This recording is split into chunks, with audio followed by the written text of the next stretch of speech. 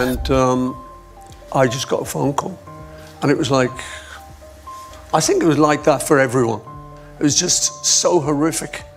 You couldn't take it in, and I couldn't take it in. When people think of Paul McCartney, they often picture a famous person with a friendly smile and classic songs.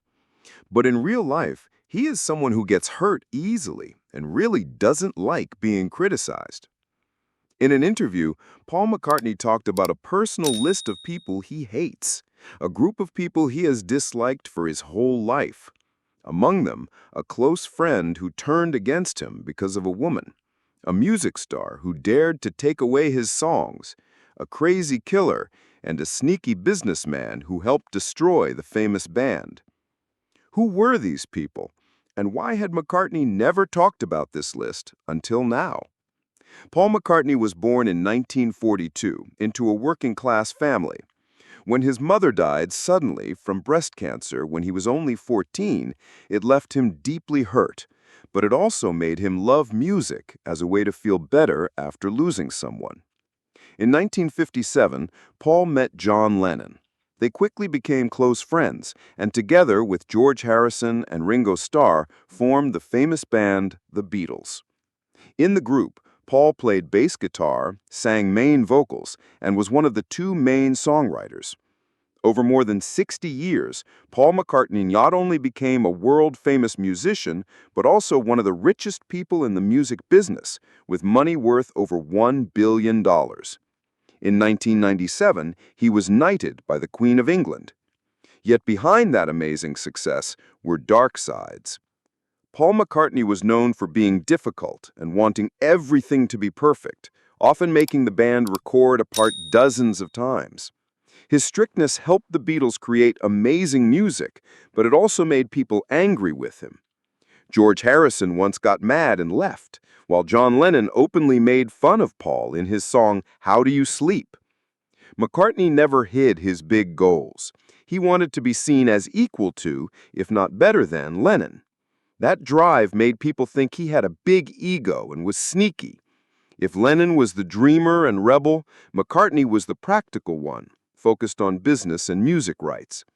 This practical side gave him a career that lasted for decades, but also made him annoying to many other musicians. To the public, Paul McCartney has always been the friendly Beatle. But away from the spotlight, he is a man who gets hurt easily and doesn't handle criticism well. He once became depressed, drank too much alcohol, and at times felt so broken he couldn't even write music. These emotional scars made him keep to himself, rarely talking about personal fights for decades. Yet recently, in an honest conversation with reporters, McCartney admitted for the first time he truly has a list of famous people he absolutely hates. That list, in his words, is nothing less than the wounds in his life that never got better. 1. Michael Jackson. The betrayal from a fellow brother. In the early 1980s, Paul McCartney and Michael Jackson were an unlikely pair of friends. They were very close, often talking and working together on music. At the time, McCartney saw Michael as a younger brother, and Jackson looked up to Paul as someone with more experience in the business. During one of their conversations, McCartney shared a secret to success in the music industry with Michael Jackson: buy song copyrights. He told him that he had bought the rights to songs by other writers, and because of this had a steady way to make money. No one expected Michael Jackson to do the same thing, but in a way that would shock McCartney. In 1985, ATV Music, the company that owned most of the Beatles' song copyrights, was put up for sale. Jackson, who was at the top of his career, had enough money and decided to make a move. For about $47.5 million, Michael Jackson officially bought this huge music collection. For McCartney, this was like being stabbed in the back. He felt betrayed because he was the one who had told Michael to buy copyrights, and he never expected this king of pop to use the advice to take over the Beatles' legacy. After this tense deal, the friendship between McCartney and Jackson broke apart.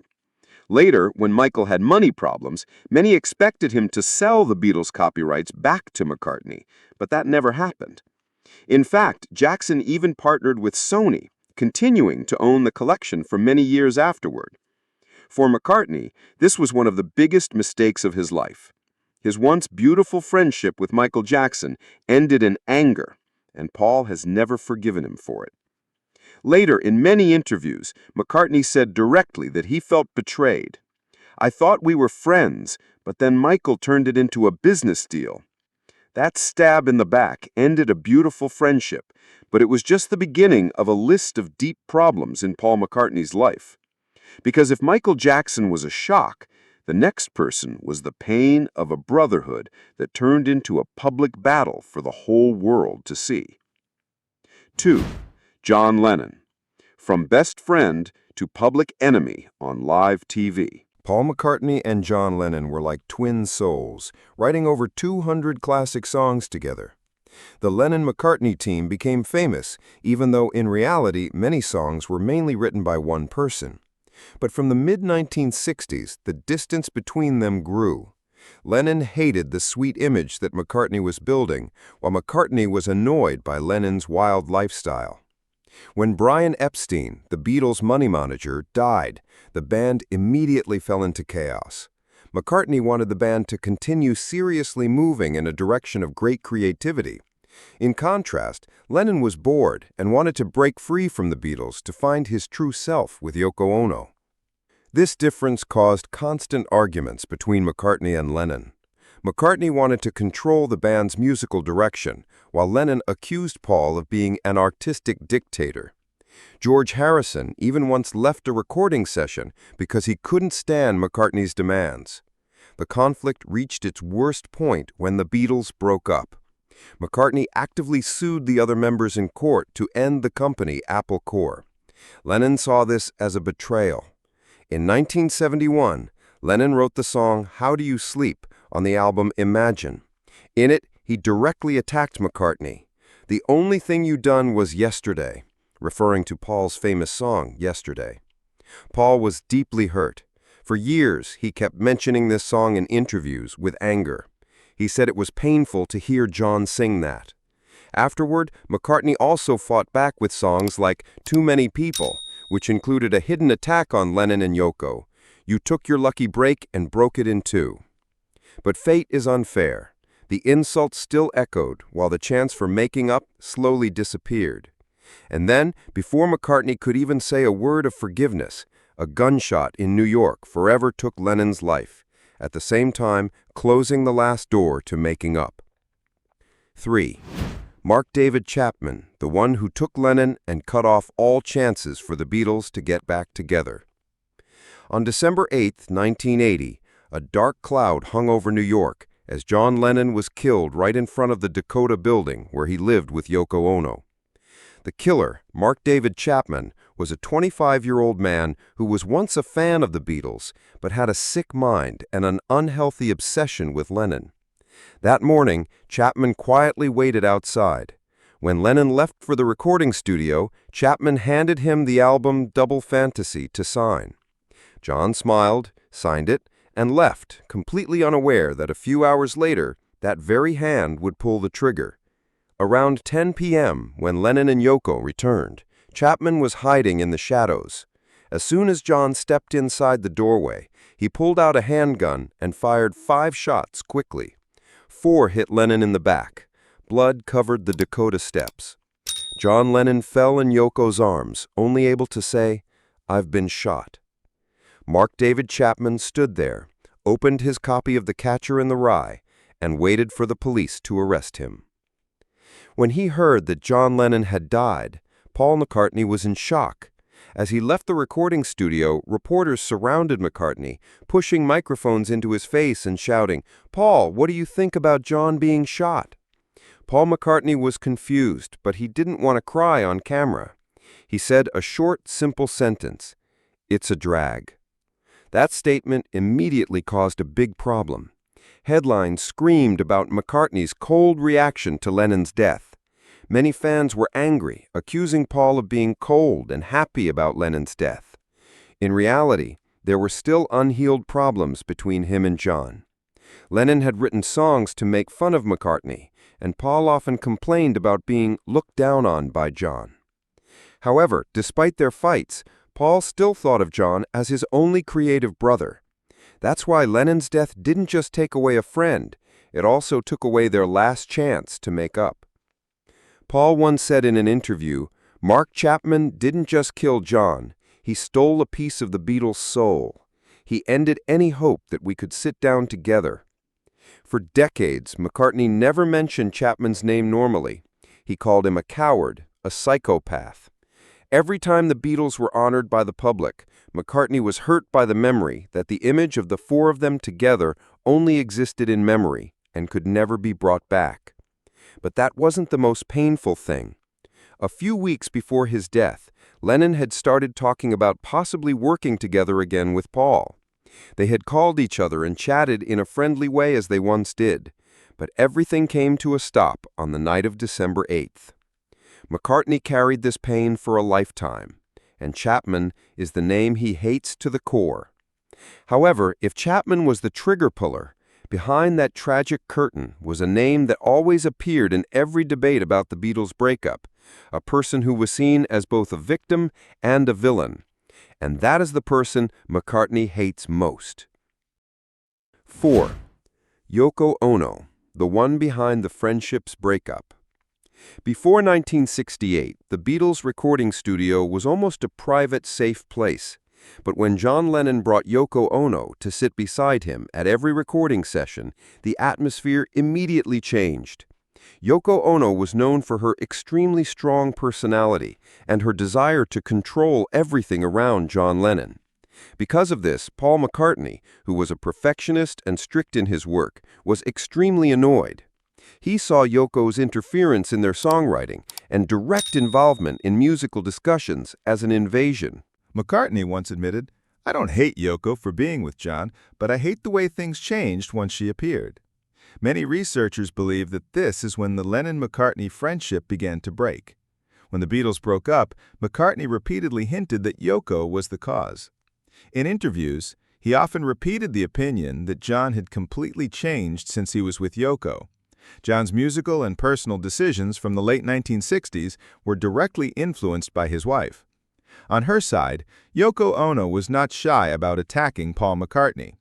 Yoko made no secret of her artistic and power goals. She saw her relationship with John Lennon not just as love, but as a partnership to make their names bigger. She once said that Lennon was the real creative soul, while Paul was only good at writing catchy melodies. These words were a stab at McCartney's pride, a man who had spent his life wanting to be recognized as Lennon's equal. One of the biggest fights between McCartney and Yoko was over song copyrights. According to the original agreement, all of the Beatles songs were credited as Lennon-McCartney, regardless of who was the main writer.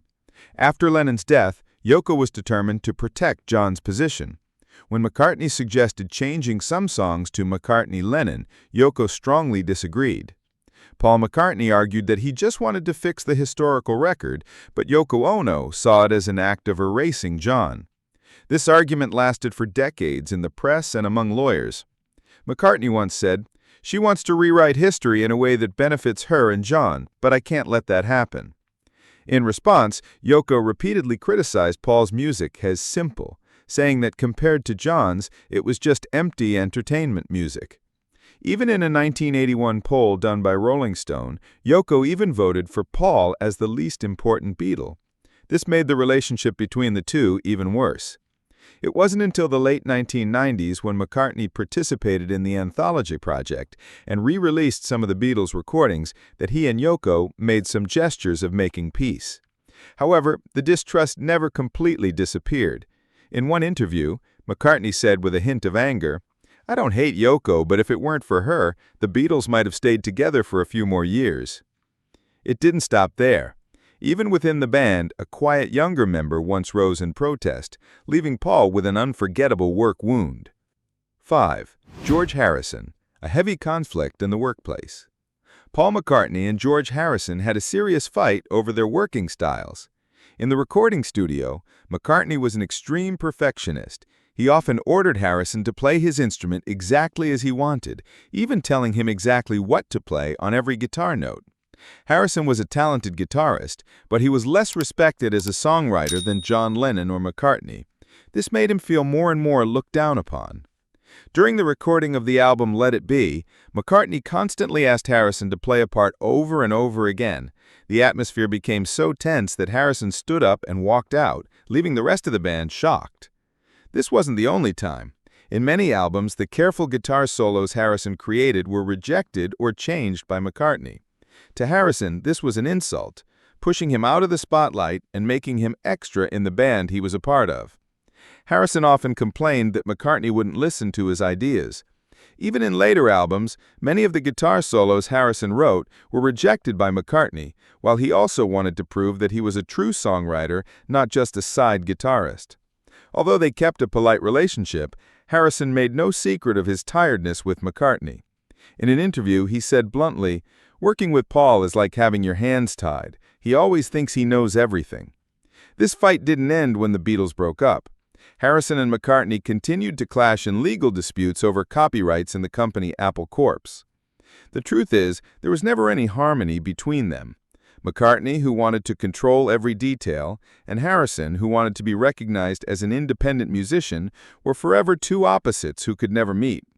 And it was Paul's musical control that turned Harrison from a loyal Beatle into a rebel.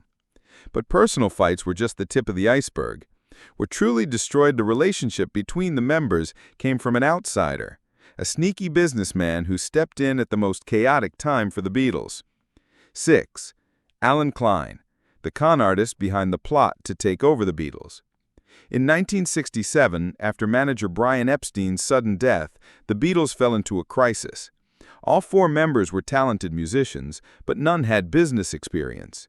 At that time, the Beatles' empire was expanding with Apple Films, Apple Corps, a recording studio, a store, and new artists signing contracts. But everything was messy and money was being lost. While John Lennon, George Harrison, and Ringo Starr were confused, Alan Klein appeared as a savior. Klein was famous for managing the Rolling Stones and Sam Cooke, and was praised as someone who protected artists against greedy record company bosses. He promised to make the Beatles richer than ever before. From the beginning, Paul McCartney was suspicious of Alan Klein's motives. Paul thought he talked too smoothly and seemed like a liar. He wanted the Beatles to work with Eastman and Eastman, his wife Linda McCartney's family law firm, because he trusted them more. But John Lennon, George Harrison, and Ringo Starr were convinced by Klein. Lennon particularly liked Klein because he told the truth with no beating around the bush. Even Harrison and Starr thought Paul was just being selfish and favoring his in-laws. In 1969, all 3 members of the Beatles, except McCartney, signed a contract with Klein, making him their official manager. Paul was furious and refused to sign. He knew that from that moment on, he would be pushed aside in money decisions. Klein began to reorganize Apple Corps, firing employees and cutting projects, and did indeed help the Beatles increase profits in the short term.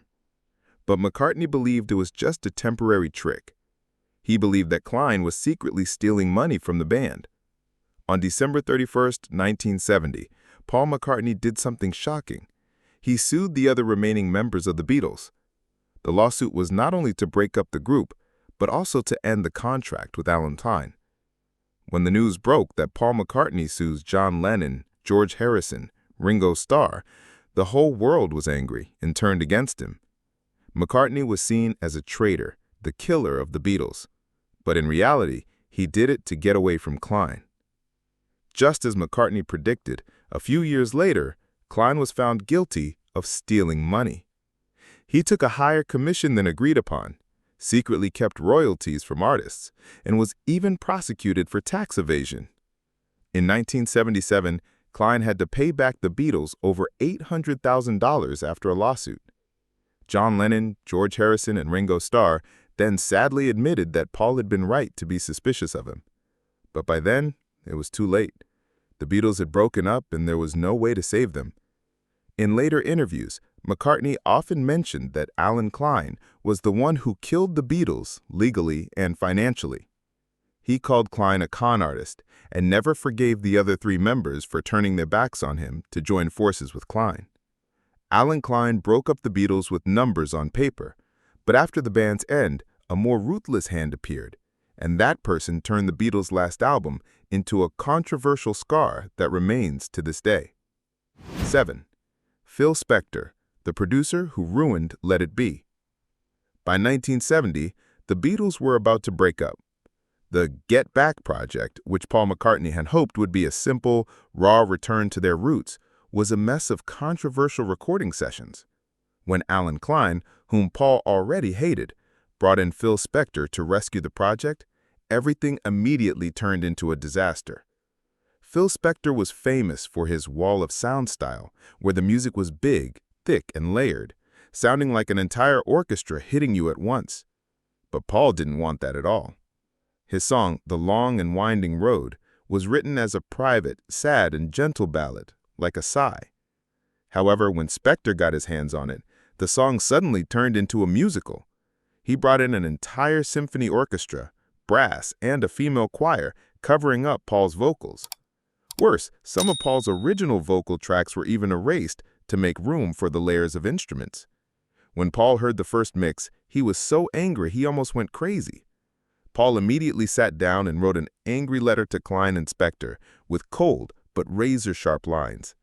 Get the strings, the brass, the choir, and all that noisy stuff off. That was Paul's way of shouting, "You have insulted me. You have insulted my song." But all his requests were ignored. In May 1970, the album Let It Be was released with Spector's heavy mix.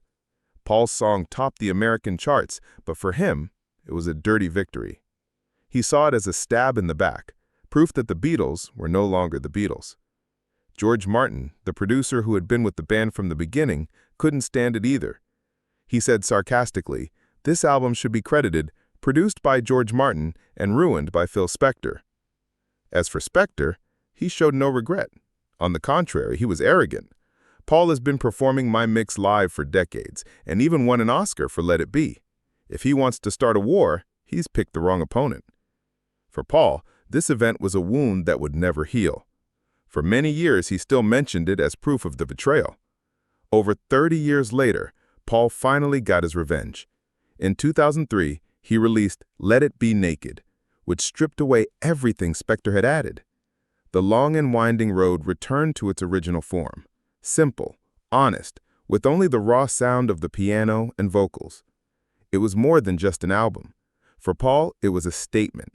I am the owner of this music, and no one has the right to destroy it. Let It Be Naked helped Paul McCartney get justice for his own song. But while the musical wounds were still hurting, another slap, this time not from the recording studio, but from the man on the big stage in America, came his way. 8. Frank Sinatra, the man who made fun of yesterday and slapped the Beatles in the face. At first, Paul McCartney and Frank Sinatra had no bad feelings towards each other. To Paul, Sinatra was a symbol of a romantic, elegant musical era that he always admired. Despite belonging to two completely different generations and musical styles, there was a subtle mutual respect between them. However, this relationship gradually got worse. Sinatra publicly criticized rock and roll, calling it a pile of garbage for rebellious kids. To Paul McCartney, who had helped the Beatles start the rock and roll wave worldwide, those words were like a cold shower. It wasn't just a joke. It was a complete rejection of an entire generation of music. The conflict reached its worst point when Sinatra bluntly made fun of the song Yesterday, one of Paul's most sacred works. In front of an audience, Sinatra didn't hesitate to call it the saddest song ever written, and even ridiculed its melody. Hearing these words, Paul felt incredibly angry and hurt. It didn't stop at words. At one performance, Sinatra sang George Harrison's song Something and introduced it to the audience. Here's the best love song that Lennon and McCartney ever wrote. A seemingly harmless statement accidentally erased Harrison's contribution. This made McCartney feel awkward and annoyed. For Paul, it was proof that Sinatra had never truly seen the Beatles as equal musicians. In his eyes, they were just guys who make loud music. Although they never openly fought each other, a subtle contempt always existed between these two men. It was a clash of two worlds, one of classic, elegant music, and the other of the rebellious spirit of rock and roll. In this invisible war, a single joke was enough to turn respect into a crack that would never heal.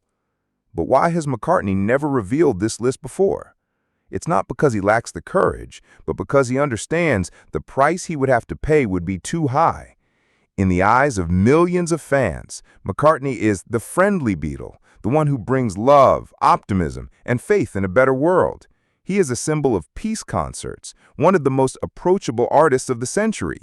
If one day McCartney were to stand up and read a list of his enemies, everything would immediately fall apart. People would no longer see a forgiving artist, but a bitter, small-minded old man. In British and American culture, publicly sharing a grudge list is like confessing selfishness and unprofessionalism. And McCartney, more than anyone else, understands that his image is just as important as his music. McCartney has lived long enough to understand the destructive power of the press. A single wrong word in an interview that reveals his anger can turn into a media storm that lasts for months. If he were to publicly hate someone, Lennon, Sinatra, or Phil Spector, the next day all the headlines would turn it into a war between legends. McCartney would be pushed into a spiral of scandal where every word after would be twisted and exaggerated. For him, silence is not weakness, but the only way to avoid turning personal pain into media entertainment. And the biggest reason? The Beatles are not just a band. They are a symbol of peace, love, and unity, a legacy that goes far beyond music. McCartney knows that if he were to publicly hate Lennon, Yoko Ono, or even George Harrison, the mythical statue of the Beatles would crack. What the four Liverpool boys built, the image of a close friendship, of a generation of dreamers, would turn into pieces. McCartney knows that this legacy is more important than his personal ego, and he chooses to bury his wounds so that the world can forever have a complete Beatles in its memory. The English have a cultural tradition of staying quiet and not sharing complaints in public. Paul McCartney grew up in that atmosphere, and he chose a more subtle way of reacting. When he's unhappy, he never slams his hand on the table and curses. He lets the music speak. The song Too Many People is an example, with its insults against John Lennon, but hidden within a sweet melody. For McCartney, that's a way to save face while still fighting back. The music industry is a small village. Artists' relationships overlap, from performances to copyrights. If he were to publicly hate someone, McCartney would be closing many doors to collaboration. Even a legend like him needs a network of connections to maintain his influence. So staying quiet is not just polite, it's also a way to protect his career. On the list of people McCartney hates, many have died. John Lennon, George Harrison, Frank Sinatra, Phil Spector. Publicly holding a grudge against the dead would make McCartney seem small and cowardly. In his later years, he wants to be seen as a generous person without grudges, to have a calm and forgiving final image. Not only that, Paul McCartney has long been more than just a musician. He is a global brand, a money-making machine operating with almost perfect precision. His tours are sold out, bringing in hundreds of millions of dollars. The copyrights to his songs are valued at a huge sum, worth more than even many small record labels. And above all, McCartney has become an icon across generations, from those who grew up with the Beatles in the 60s to today's youth who still hum Hey Jude. In this brand game, an artist with a positive, happy, optimistic image will sell more tickets and music and win over audiences more easily than a grumpy, resentful old man. McCartney understands this. That's why his silence about his list of enemies is not a weakness, but a smart PR move, a sophisticated form of image control to ensure both his economic interests and the immortality of the Paul McCartney brand. In fact, McCartney has never lacked the means to fight back. He chose music as a secret battlefield. His song, Too Many People, couldn't hide its attacks on Lennon. In response, Lennon released How Do You Sleep, a song like a dagger aimed straight at McCartney's heart. Both used music as a weapon, disguising their bitter blows with melodies and lyrics. McCartney didn't need to shout, I hate you, because by just listening, the audience could easily understand who he was aiming his arrow at. But the issue becomes more complicated when many of his enemies are connected with people he loves. Yoko Ono is not just a controversial artist, she is also John Lennon's wife. And John, despite their fights, was the brother who wrote a chapter of the Beatles' history with him. Publicly showing hate would mean rubbing salt in the wounds of the Lennon family, and even worse, hurting millions of loyal fans who see the Beatles as a symbol of love and peace.